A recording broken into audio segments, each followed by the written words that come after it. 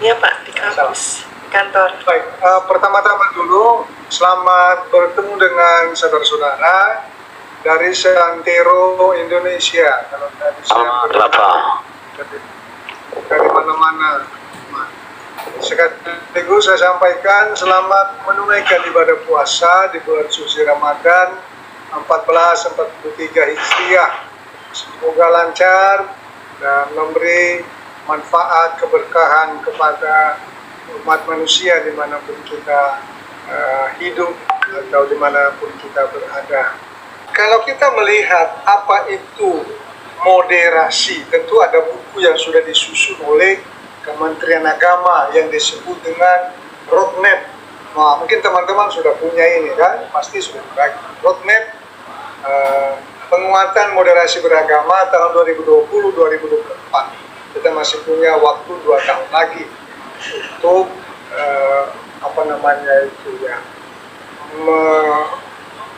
melangkah dengan penuh kepastian. Ibu bukan dari bahasa kita tapi dari luar, import ya, moderasio yang sering disebut dengan arti kesedangan. Sementara di dalam kamus bahasa Indonesia, moderasi disebut penghindaran kekerasan, penghindaran dari ekstrim. Bahwa itu ada suara. Nah, ketika kata moderasi ini disandingkan dengan beragama, maka ia menjadi menjadi sikap, ya, sikap mengurangi kekerasan, sikap mengurangi keekstriman dalam praktik beragama. Maka oleh kita kementerian merumuskan moderasi beragama itu sebagai cara pikir, ya, cara pikir, sikap dan praktik beragama, ya, praktik beragama yang yang memberi perhatian pada keselarasan atau harmonisasi, ya, keharmonisan dari kehidupan bersama, ya. Jadi cara pandang, sikap, praktik beragama dalam kehidupan bersama. Jadi keharmonisan itu basisnya kehidupan bersama, ya, dengan cara mewujudkan esensi ajaran agama. Kita mengenal ada 6 agama yang sering disebut Yakun Negara, ya. Islam, Kristen, Katolik, Hindu, Buddha, dan Konghucu. Dan masih ada agama-agama yang sementara ini belum diberikan justifikasi secara resmi, yang disebut dengan agama suku atau sempalan dan seterusnya. Esensi dari ajaran agama itu tentu positif, baik, ya, esensinya itu baik. Ada istilah-istilah yang digunakan, misalnya kasih, ya, belas kasih dan seterusnya, ya, nilai-nilai kemanusiaan dan seterusnya. Nah, esensi ajaran agama itu melindungi martabat kemanusiaan dan membangun kemaslahatan umum. Nah, mengapa melindungi martabat kemanusiaan? Saudara-saudara yang beragama Islam, Kristen, Katolik, Hindu, Buddha, Konghucu pasti punya ajaran tentang manusia. Misalnya kita di Katolik, ya, kebetulan saya Katolik, manusia itu menurut ajaran Katolik adalah ciptaan Tuhan. Ciptaan Tuhan, citra Tuhan, mewarisi sifat-sifat Tuhan, sifat baik, sifat menghormati dan seterusnya, ya. Jadi mewarisi sifat-sifat dari pencipta, bahkan diberi tugas untuk melanjutkan pekerjaan pencipta yang disebut dengan istilah ko-kreasi itu. Ya, misalnya kalau mau melihat dasar Alkitab itu ada dalam kitab Kejadian bab 1 ayat 27. Nah, itu tadi ya, melindungi martabat manusia, karena manusia itu adalah makhluk ciptaan Tuhan yang tertinggi. Itu menurut perspektif Katolik. Nah, saya tidak tahu tempat lain. Islam juga ketapanya begitu. Hindu Buddha, kalau Kristen relatif sama. Nah, karena manusia itu makhluk yang tertinggi di antara makhluk-makhluk lain yang dicirikan dengan punya akal budi, punya kebebasan memilih, ya, punya hati nurani, maka ia harus dilindungi. Dan perlindungannya itu tentu berkembang ke membangun kemaslahatan umum, bonum comune, kesejahteraan bersama. Tentu berlandaskan sikap atau prinsip adil, prinsip berimbang, prinsip menaati konstitusi sebagai kesepakatan bangsa. Ya, jadi negara mempunyai kriteria di dalam beragama. Agama juga punya kriteria di dalam melaksanakan kewajiban agama. Jadi itu yang kita sebut dengan menaati konstitusi. Undang-Undang Dasar 45 pasal 29 ayat 1 dan 2 itu sudah menegaskan itu. Negara berdasarkan ketuhanan yang Maha Esa, dan yang kedua, negara menjamin orang melaksanakan kepercayaan dan peribadatannya. Dan itu termasuk di dalam hak asasi manusia, ya. Asasi manusia yang tidak bisa diganggu juga. Nah, sekarang mengapa moderasi beragama ini menjadi penting, ya? Sebagian kita pasti akan merasa, kan kita sudah sering kalau ada aktivitas tertentu salaman, candaan, dan seterusnya. Tapi mengapa masih dianggap sebagai penting dan bahkan mendesak? Kita tahu sendiri bahwa dunia semakin maju, teknologi semakin maju, informasi semakin mudah diakses dan berkembang begitu saja, seperti air mengalir. Nah, di tengah perkembangan itu, ada fenomena-fenomena yang perlu kita cermati atau waspadai. Perkembangan ilmu pengetahuan dan teknologi itu tidak serta-merta membawa orang itu ke berpikir jernih menurut yang disepakati umum, tetapi justru dapat menimbulkan apa yang saya pakai istilah dengan ekses-ekses tertentu. Jadi begini, perkembangan ilmu pengetahuan yang demikian cepat terkait dengan kehidupan beragama yang salah satu tolok ukurnya itu adalah kitab suci, Alkitab atau Al-Quran atau Tripitaka atau apalah di dalam bahasa yang lain seperti teman-teman di Konghucu dan Buddha. Membaca kitab suci, ada orang yang menekankan pada teks semata. Apa yang tertulis, ya itulah yang dimaksud. Ya, apa yang tertulis, itulah yang dimaksud. Misalnya, gigi ganti gigi. Di perjanjian lama kalau dalam Alkitab ada ya.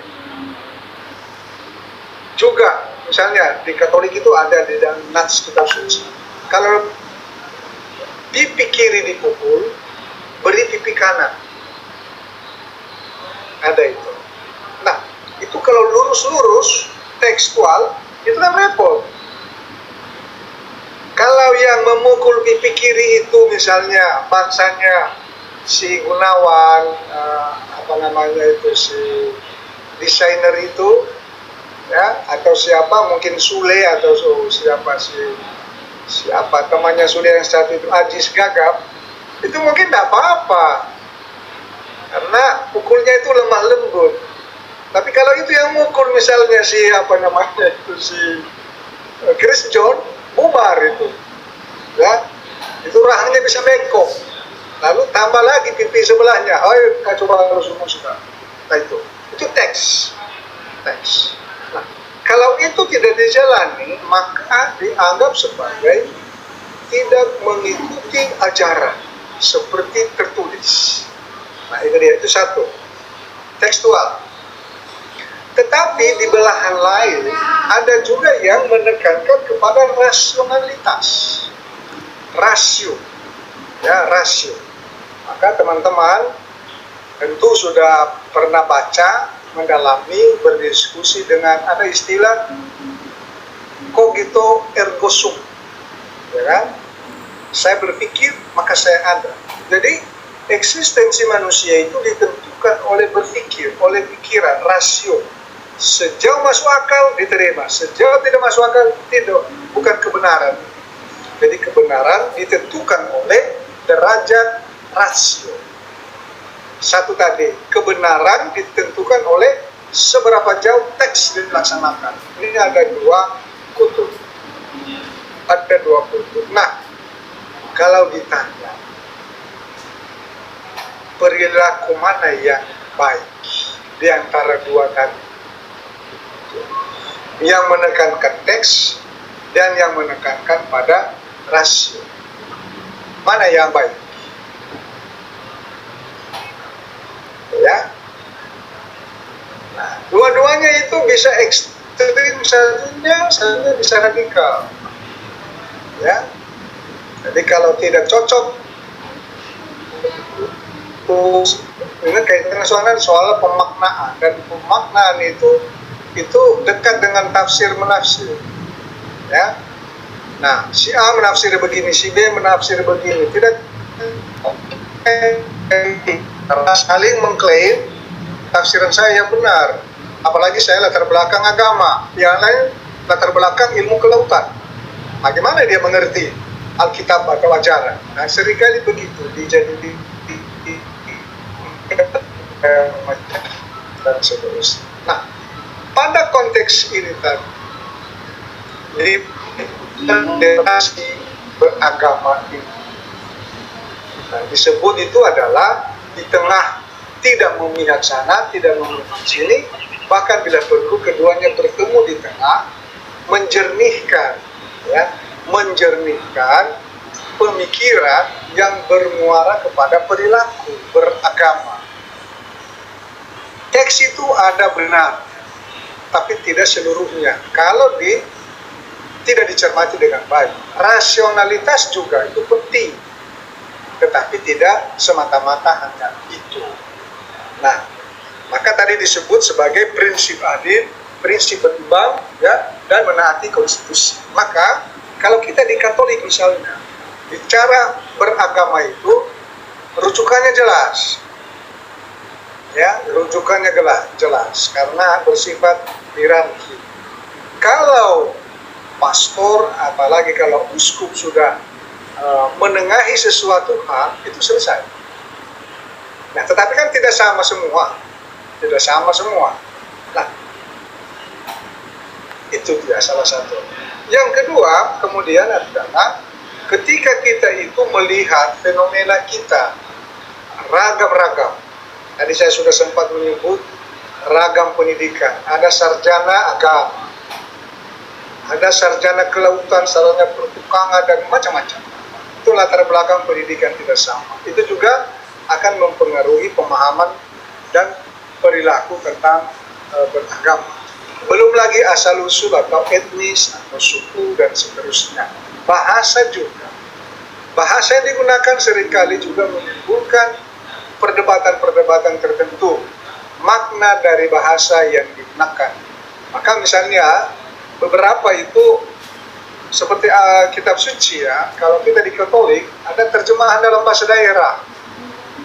Nah, terjemahan dalam bahasa daerah Jawa dengan bahasa daerah di salah satu suku di Sumatera, itu di telinga itu bisa disebut lucu atau bagaimana, dan itu bisa menimbulkan hal yang tidak diinginkan, ya, tidak diinginkan karena rasa bahasa. Nah, keragaman atau pluralitas itulah yang menjadi salah satu alasan juga bagaimana moderasi beragama itu dicoba digemakan kembali. Nah, teman-teman sebagai penyuluh disebut sebagai garda terdepan. Mengapa? Karena teman-teman menjadi juru bicara, ya, juru bicara. Saudara-saudara, Bapak Ibu, teman-teman yang ada di lapangan berhadapan dengan macam-macam situasi, ya, macam-macam situasi. Coba kita melihat misalnya tanggal 3 kemarin, ya, mulai awal puasa aman, tidak ada persoalan. Nah, amannya itu memberi kita sinyal bahwa atau insight bahwa kerja penyuluh itu bagus. Jadi penyuluh sudah bisa mengkondisikan sehingga tidak ada sesuatu yang mengganggu. Misalnya kalau pagi bunyi tak tok membangunkan orang untuk sahur, sudah mau 2 hari, 2 malam ini saya tidak mendengar. Kecuali di namanya ketungan, Bapak. Apa? Ketungan. Oh, pentungan. Kecuali di sinetron. Nah, ada di sinetron. Tapi sesungguhnya sudah 2 hari ini saya tidak dengar. Ya, tidak dengar. Kalau saya secara pribadi senang. Karena apa? Bisa membangunkan saya dari lelap tidur supaya tidak telat, gitu loh. Tapi kan beda-beda orang. Kita tidak bisa menyamakan. Nah, maka kalau tadi disebut bahwa moderasi beragama itu adalah mencari titik temu 2 kutub tadi, kutub yang menekankan teks dan kutub yang menekankan pada rasionalitas, paling baik dan seterusnya itu membutuhkan apa yang disebut dengan penghargaan, penghormatan, penerimaan dari pihak lain. Ya, sekali waktu contoh sederhana, saya mau ke Kelapa Gading, ada yang mengatakan lewat jalan ini Pak, ini paling cepat, aman. Saya lewat, apa yang terjadi? Macet dan karuan. Dari situ saya mulai berpikir, waduh, coba kemarin kalau saya tidak ikut, ya, mungkin tidak seperti ini, gitu loh. Artinya masih punya alternatif lain. Itu yang hal yang ingin saya mau kemukakan di situ, bahwa pendirian pribadi itu bagus, tetapi tidak harus memaksa orang untuk ikut. Ya, berbeda dengan orang tua dan anak yang paling sebelum usia 18 masih bisa menggiring. Tapi itu pun juga dalam konteks pendidikan sudah tidak dianjurkan. Nah, saudara sekalian, sebagai negara yang plural dan multikultural, konflik antara agama sangat potensial terjadi. Ya, seperti tadi saya katakan, ya. Maka kita perlu moderasi beragama ini. Nah, nanti Bapak Ibu teman-teman sekalian, ketika melaksanakan tugas penyuluhan dalam rangka pembangunan nasional dengan menggunakan bahasa agama, ada yang disebut dengan verifying, pemeriksaan bahan-bahan yang ingin disampaikan kepada masyarakat supaya tidak menimbulkan gejolak. Ya, jadi begini, apa yang kita pikirkan, ya, belum tentu itu seperti itu dipahami oleh orang lain. Belum tentu. Menurut kita itu sudah aman, tapi di bawah belum tentu. Maka perlu lagi menyesuaikan bahasa kita dengan konteks masyarakat setempat. Kadang-kadang ada istilah-istilah yang masyarakat setempat tidak tahu, lalu itu dijadikan sebagai dijadikan sebagai titik awal untuk terjadinya konflik.